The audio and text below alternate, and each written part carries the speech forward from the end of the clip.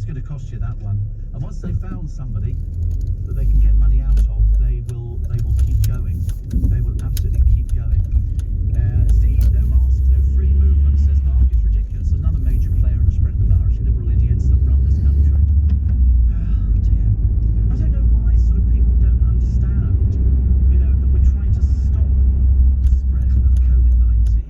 I think if we were all shown around a hospital with people dying in beds, then the quicker it would be. The more you behave now, the quicker it will be over. If you want it to drag on and you want members of your family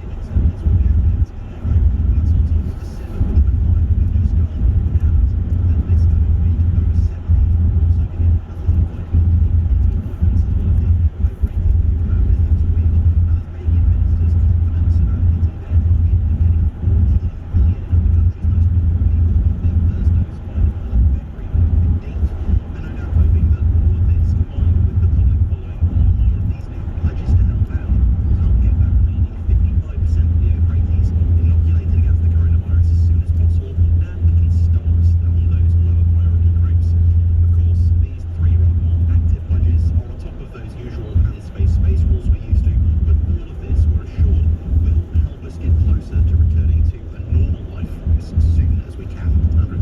Josh, thank you very much indeed. Joe Twyman is with me now. He's co-founder of Delta Pole. I wonder if we're all completely on board with the messaging now. Many times the government have been criticised over the months, let's be honest, who's ever been in charge of a country during a pandemic, hands up. But many times they've been criticised for the lack of clarity on their message. But are we getting on board now? Do we feel a sense of community spirit? How do we actually measure that? Joe Twyman, co-founder of Delta Pole. Hello, Joe. Morning to you. Good morning, Andrew. How do we measure it? Have you tried? Well, we've certainly looked in detail at people's attitude to the vaccine generally, and what we found is that over half, 57% of people, say they are very likely to take the vaccine. But that leaves a large number of people who are less likely, including around 1 in 6 who say they're very unlikely to take it. And what I think this messaging is attempting to do is move away from the kind of thing we've seen so far, which is emphasised very much towards older people who themselves are very likely to take the vaccine because they themselves are very likely to be concerned about COVID, and move towards a situation where more people feel comfortable about it. And I think specifically the emphasis on talking about community is designed to recognise the fact that certain communities within the population, including ethnic minority groups such as Black Britons and people from South Asian backgrounds, are substantially less likely to want it. There is figures out today showing that 72% of Black British people say they're very unlikely to take the vaccine. So say that again, Joe. 72% of black people in the UK, according to polling, are unlikely to take the vaccine. Yes, that comes from the UK's Household Longitudinal Study, and it emphasises the fact that there is a huge difference among different communities in Britain. What we've seen is that these figures correlate very strongly with, firstly, whether you're comfortable with the vaccine, and secondly, whether you're concerned with COVID. Now, if you're not concerned about COVID and you're not very comfortable with the vaccine, then it's highly unlikely you'll go for it. But among certain ethnic minority groups, there is a great deal of hesitation. Now, not a lot has been done on that because to investigate what is a relatively small proportion of the population has been difficult. But this latest survey that was conducted has over 12,000 respondents, so it means that you can really drill down into those groups, and that is clearly a concern the government must be aware of, and also feels the need quite rightly to address. I thought, Joe, that it might break down on age lines. If you are 80 and you've been shielding, or if you are 80 and everybody at 80's got something wrong. I know at 57 things start going wrong. You're going to want to take the vaccine. You want to get something like your life back. You want to see your children, your grandchildren, and perhaps they are like more trusting. I thought the young being exposed to the internet, and perhaps taking more, consuming more information, or misinformation, disinformation from the internet might skew it that way. But I had no idea that black groupings were so unlikely. I find that absolutely extraordinary. What are we going to do about it, Joe? Well, the government seems to be focusing on 3 areas of concentration for its messages. It's focusing on the context, so it's talking about the number of deaths that were faced, the number of hospital admissions, and emphasising how serious this is. It's focusing on the messages themselves, so it's talking about helping communities and going beyond people who actually need the vaccine to survive, or to encouraging people who perhaps don't need the vaccine in the same way, but everyone ultimately, the more people that take it, the better. And then they're also going to focus on the messengers themselves. And so up until now, we've seen an emphasis on older people within different communities, but certainly older celebrities being seen to take the vaccine. Obviously, the Queen and Prince Philip being a clear example of that. What I think we'll see now is messages from within specific communities talking about going beyond simply the vaccine, talking instead about how they're helping their community and so on and so forth. And I expect some of those to be younger people. I expect to see the kind of social influencers that I'm afraid I'm simply not familiar with, reality TV stars, people helping out, but also people from specific ethnic minorities.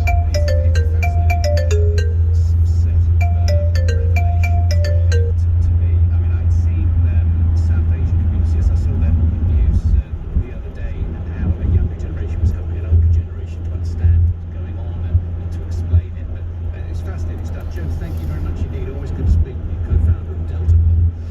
Robert West, Professor of Health Psychology at University College London. He's with me. Professor West, morning. God, this sounds like a bit of an uphill battle to get certain groups to get the vaccine. Simply put, is this a surprise? Not really. I think that actually in this country, it doesn't sound great, what we're hearing, but it's a lot better than in many other countries, including the United States and France, where they've got real sort of anti-vaxxers, outright anti-vaxxers. But here, what we're talking about is this term that we use, vaccine hesitancy. And what that means is that people are suspicious, or they're not confident that the vaccine is safe, effective, or required for them. And I think so that gives us an opportunity to address that. And as your previous guest has said, I think one of the critical things there is to identify the communities that this applies most to. And for them, I think it'd be fair to say, like a lot of people these days, the government is not what we would call exactly a credible source. They've squandered, unfortunately, the trust. And so, really important for other groups who aren't trusted and who are distant from the government to be saying things like, look, I know you don't trust the government, etc., but for these reasons, we believe, as people who genuinely have your interest at heart and who you trust, we believe that this supports you to impact. Yeah, well, I mean, look, if the task ahead is to convince people to believe what the government are telling us, we're going to need generations to do that, so forget that. What, in your view, is the best way to get people to be convinced that the vaccine is a good idea? Well, it's more than just convincing. So when you're talking about behaviour change, more generally, there are three factors that always come into play: capability, opportunity, and motivation. And so the focus here is very much been on the motivation. But the capability is important as well, and that's knowledge and understanding.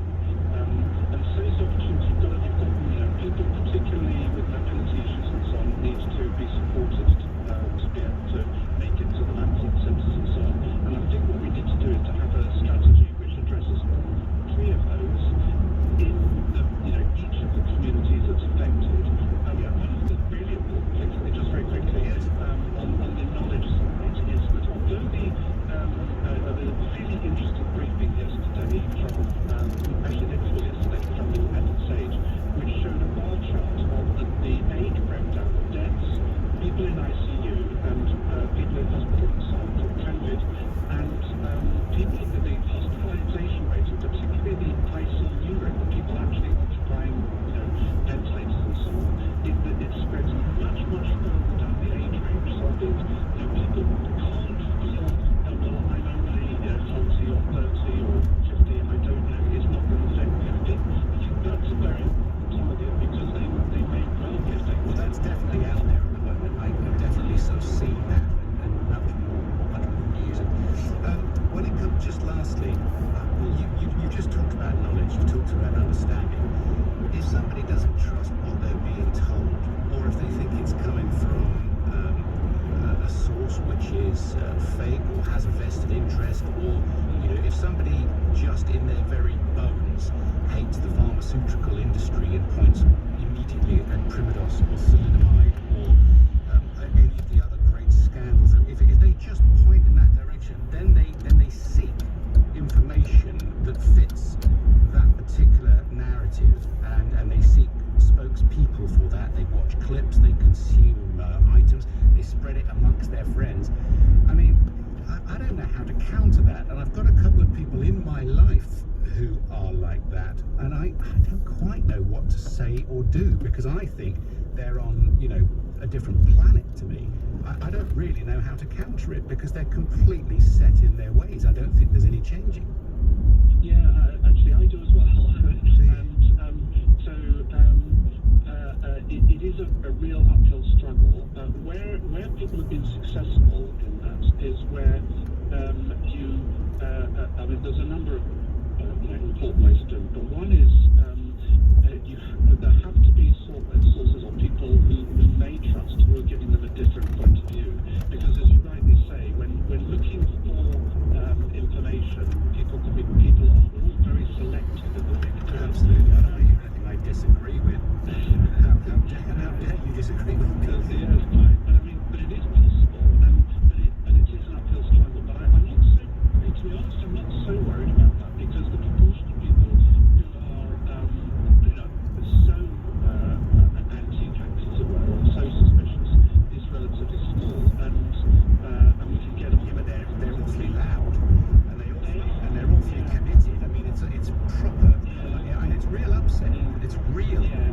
upset that I see.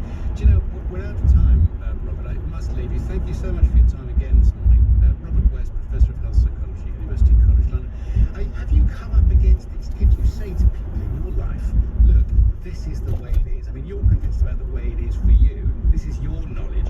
That, you know, when you face somebody that is totally obstinate, will not move, you think they don't listen, I suppose you just have to talk and argue and listen the points through. But I think that people who are set on that side of things are completely set and won't move. Certainly the ones in my life, I can't imagine. I don't have 24 hours a day to be saying, look, your source is wrong or foolish or is totally discredited, because they don't believe anything. It's real conspiracy theory stuff. So how are we going to break down that trust in the vaccine? And how are you going to help in your community? How are you helping? I tried to volunteer yesterday, and there's nothing within 10 miles of my place that they want me for. I'll tell you more about that later on this hour. I'll take you through the papers in just a moment. The news headlines with Thomas Watts. Another 10 mass coronavirus vaccination centres are due to open in England next week. Ministers say an aviation support package will be available this month, following the decision to close air corridors. Boris Johnson will urge world leaders to build back better from the pandemic at a G7 summit in Cornwall. A mixture of sunny spells and showers, with the most rain in the northwest, a high of 8 degrees. LBC Travel, I'm Joanne Webb. For those who need to travel, do be aware traffic's being held on the M23 southbound between the M25 and Junction 9 at Gatwick Airport because of an ongoing police investigation. The M4 is closed in both directions between junctions 10 at the A329M and junction 89 at Maidenhead, but that's for the weekend roadworks. On the M3, the northbound exit slip road at the junction 2 to the M25 clockwise and anti-clockwise remains closed, and that's because of the emergency repair works. Swarbrick on Sunday, coming up at 10, live from Westminster, LBC. Hi there, small business owner. Your tiny QuickBooks team here. Self-assessment season is upon us. We make it so quick and easy. You might even enjoy it. But seriously, let's get it all sorted before the 31st of January. For available tax products, visit quickbooks.co.uk.